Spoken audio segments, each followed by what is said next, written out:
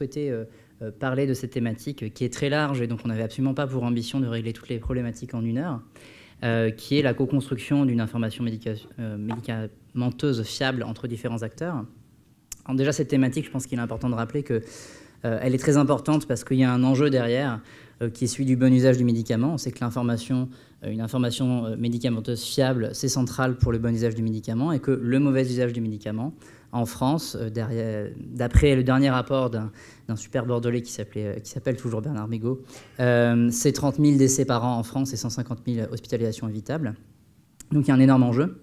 Et donc on a eu 3 grandes thématiques durant cet atelier. La première, c'est de constater qu'il y a en France une crise de la confiance autour de l'information sur le médicament. On a un certain nombre de scandales réguliers, je ne vais pas les citer, mais on est en plein procès Mediator par exemple, et que ça c'est multifactoriel, mais qu'il faut le constater, et que finalement c'est bon pour aucun des acteurs, que ce soit les patients, les professionnels de santé ou les industriels. La deuxième chose qui est un enjeu majeur, c'est que le médicament, ça concerne tout le monde, tous les professionnels de santé, quasiment tous les patients, mais qu'il y a une difficulté, c'est que tout le monde arrive avec un vécu différent, avec des connaissances différentes sur le sujet, et que même quand on s'assoit autour d'une table avec énormément de bienveillance et de bonne volonté pour avancer, eh ben, il y a un vécu qui est différent, il y a des connaissances qui sont différentes, un langage même qui va être difficile à appréhender, puisque on le sait, on connaît la difficulté justement de vulgariser un certain nombre de choses, et notamment par exemple les effets indésirables auprès des patients. Et donc ça aussi, c'est un autre frein. Et puis, pour apporter un peu plus d'espoir, on a parlé de la digitalisation du système de santé et des différents outils qui, aujourd'hui, peuvent nous aider à lever un certain nombre de ces freins.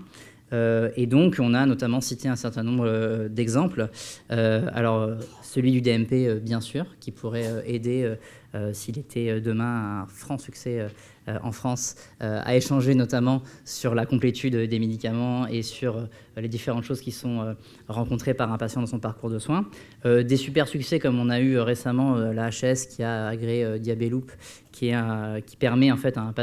des patients diabétiques de gérer plus facilement eux-mêmes la dose d'insuline qui se donne tous les jours et qui permet de renforcer vraiment le lien et la confiance qu'ils ont dans leur mécanisme et dans l'insuline. Mais également des choses un peu plus moins technologiques comme le bilan partagé de médication qui permet aujourd'hui à un pharmacien et à un patient de prendre le temps de se poser ensemble et de parler de leur traitement et de faire un feedback au médecin. Des outils, c'est pas pour faire la pub, mais comme Synapse, qui sont un petit peu de la pub, mais qui sont développés en plus en partenariat avec un certain nombre d'instances et qui permettent à un patient vraiment d'avoir de l'information médicamenteuse fiable. Et donc pour conclure, on a conclu en disant que c'était un vaste sujet, mais qu'on avait de l'espoir aujourd'hui et que ça passerait par le fait forcément de co-construire ensemble et de co-construire entre patients, industriels et professionnels de santé des solutions extrêmement concrètes.